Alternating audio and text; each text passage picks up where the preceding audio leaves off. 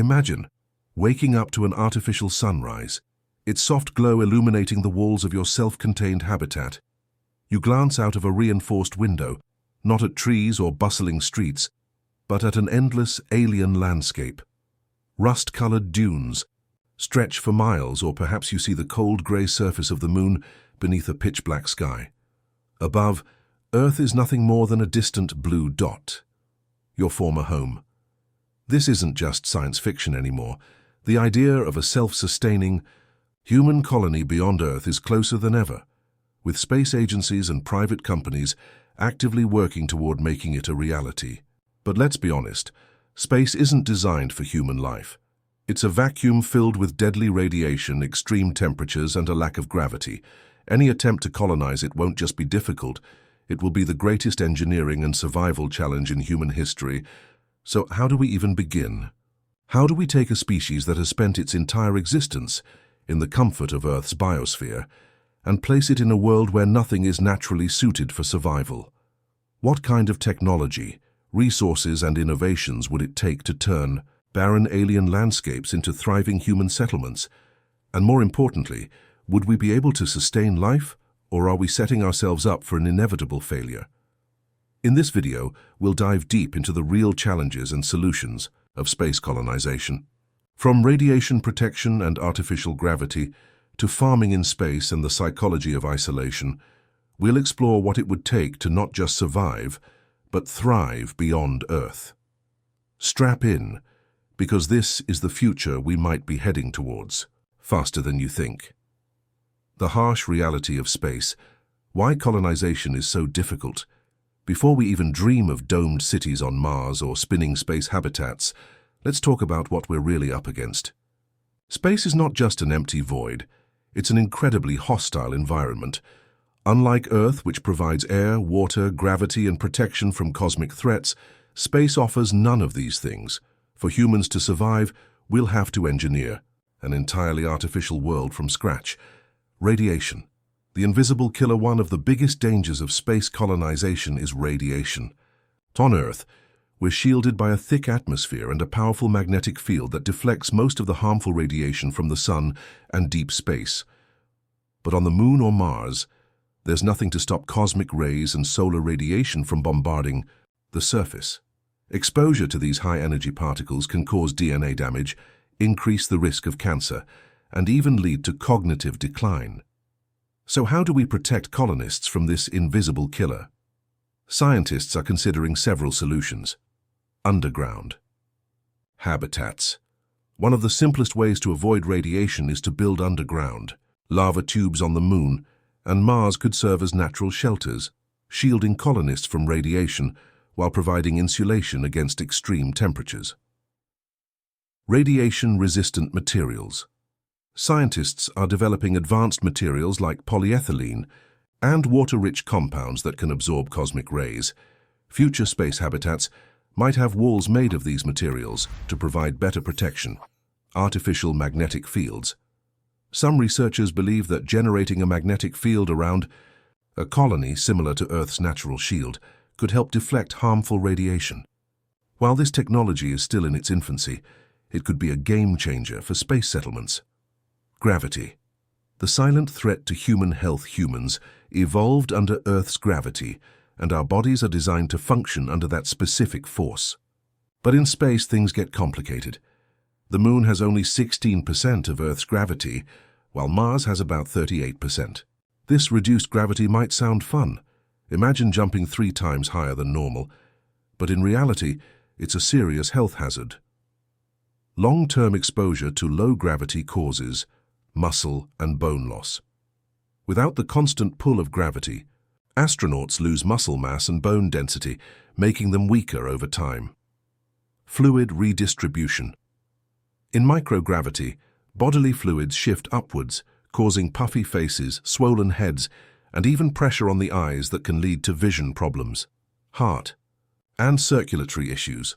The heart works less in low gravity, which could lead to long-term cardiovascular problems. Possible solutions? Rotating space habitats. A colony built inside a giant rotating wheel, like something out of 2001. A Space Odyssey. could create artificial gravity through centrifugal force. The faster it spins, the stronger the gravity inside. Gravity-enhanced zones. Future colonies might have designated high-gravity areas where colonists spend a few hours each day to keep their bodies adapted. Oxygen, water, and food, the necessities. Of life, a colony isn't just about surviving, it's about living. And to do that, we need the three most basic necessities: oxygen, water, and food. Oxygen. We can't just bring air from Earth, it's too heavy and expensive to transport. Instead, scientists are looking at ways to generate oxygen on-site. Mars has carbon dioxide-rich air, which can be split into oxygen using a process called electrolysis. NASA's MOXIE experiment has already successfully done this on Mars. The Moon, on the other hand, has oxygen trapped in its soil, which could be extracted. Water. Transporting water from Earth is impossible for a long-term colony, but water ice exists on both the Moon and Mars, hidden beneath the surface and in shadowed craters. If we can extract and purify it, it could sustain colonists and provide hydrogen for rocket fuel. Food. Farming in space is one of the biggest challenges. Plants need soil, water, and light, but none of these exist naturally in space. Scientists are developing hydroponic and aeroponic farming techniques that use nutrient-rich water and mist instead of soil. Future colonies may rely on algae farms, lab-grown meat, and genetically modified plants to provide sustainable nutrition. But even if we solve all these technical problems, there's still one massive challenge left: the human mind. The psychological toll of living in space. Let's be honest, humans aren't built for isolation. Life on a space colony wouldn't just be physically demanding, it would be mentally exhausting. Imagine spending years in a confined space, seeing the same faces every day, knowing that Earth is millions of kilometers away. Psychologists worry about loneliness and isolation. Being cut off from Earth could lead to depression and social conflicts. Cabin fever. Small living spaces might cause irritability, anxiety, or even aggressive behavior. Mission fatigue. Over time, colonists may lose motivation and struggle to maintain discipline. To counter this, future space habitats might include virtual reality entertainment, AI companionship, and even artificial windows that simulate Earth-like environments. But would that be enough? What's next? Despite all these challenges, many scientists believe that colonizing space isn't just possible, it's necessary. But how do we actually do it? What kind of missions, technologies, and long-term strategies would we need to build a fully functioning space colony? In the next section, we'll explore step-by-step how humanity could establish a permanent settlement beyond Earth, from selecting the best locations to the cutting-edge technology that will make it all possible. The blueprint for a space colony. How would we actually build one? We've talked about the harsh realities of space, the radiation, low gravity, and lack of essentials like air, water, and food. Now let's get into the step-by-step process of actually building a space colony. If humanity is serious about establishing an off-world settlement, we need to consider where, how, and when this will happen. Step 1. Choosing the right location before constructing a colony. We must decide where to build it. There are several candidates, each with its own advantages and disadvantages. Option 1. The Moon, our closest neighbor. The Moon is only 3 days away from Earth, making it an ideal first step in space colonization. Its proximity means faster resupply missions, better communication, and a testing ground for deep space habitats. NASA's Artemis program and China's lunar base plans both focus on using the Moon as a stepping stone. Challenges. The Moon has no atmosphere, meaning it gets bombarded with micrometeorites and extreme temperature changes from 250 degrees at night to 250 degrees in the day. Gravity is only 16% of Earth's, which might cause health problems. Lack of resources. While there is some frozen water, large-scale farming would be difficult. Option 2. Mars, humanity's next home. Mars has been called Earth 2.0, but that's a bit misleading. While it's the most Earth-like planet in the solar system, it's still incredibly hostile. Temperatures can drop to 80 degrees and dust storms can last for months. Advantages. Mars has an atmosphere, thin, but it provides some protection from radiation. It has abundant water ice beneath the surface. Its gravity is 38% of Earth's, better than the Moon's, but still a concern. It's the best long-term option for a self-sustaining colony. Option 3. Space stations, floating cities in the void instead of settling on another planet. Why not build a giant space station? This is the idea behind O'Neill cylinders and Stanford toruses, massive rotating structures that create artificial gravity and provide a stable environment.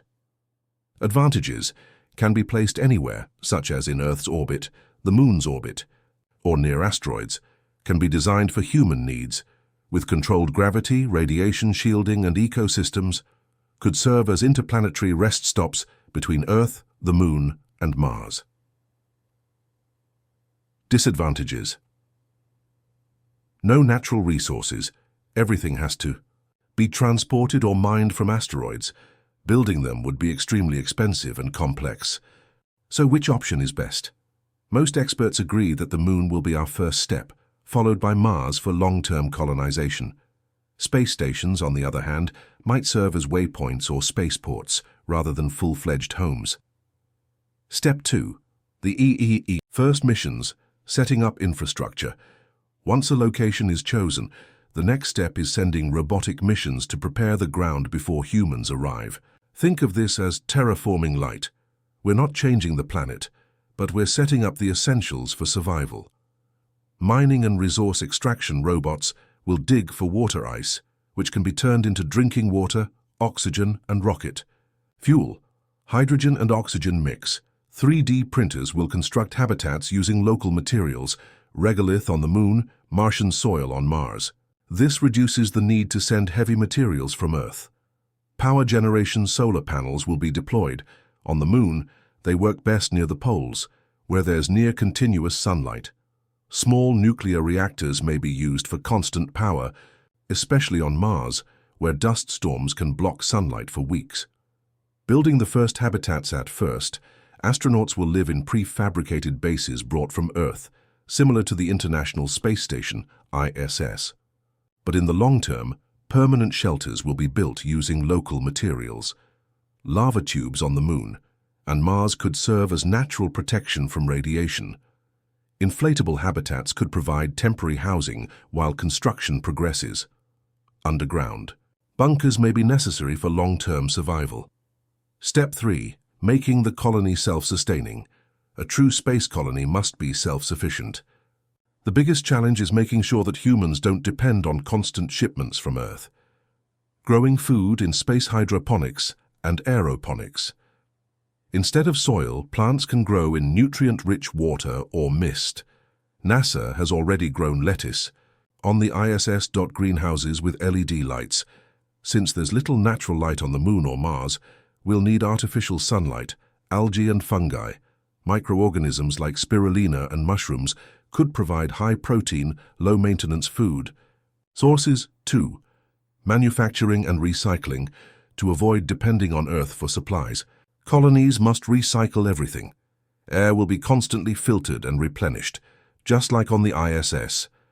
Waste will be converted into useful materials like fertilizer or building supplies. D-printers will create tools, equipment, and even replacement parts from local resources. Expanding the colony after basic survival is secured, the colony will need to grow. New modules, roads, and even transportation systems will be built. Eventually, we might have entire cities, complete with entertainment, research labs, and industries. But even if we solve all these technical challenges, there's still one massive question left. Would people actually want to live in space permanently? The final challenge, the human factor technology, is only half the battle. The real test will be human psychology. Space is isolating, dangerous, and unpredictable. Mental. Health and social dynamics. Astronauts on long missions already experience psychological stress. A colony would be even harder. There's no quick return to Earth. Group conflicts could arise, requiring strict rules and leadership. AI and VR could help. Virtual companions and immersive environments might reduce loneliness. The birth of V. A new society.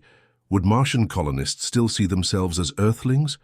Or would they become Martians with their own culture and identity?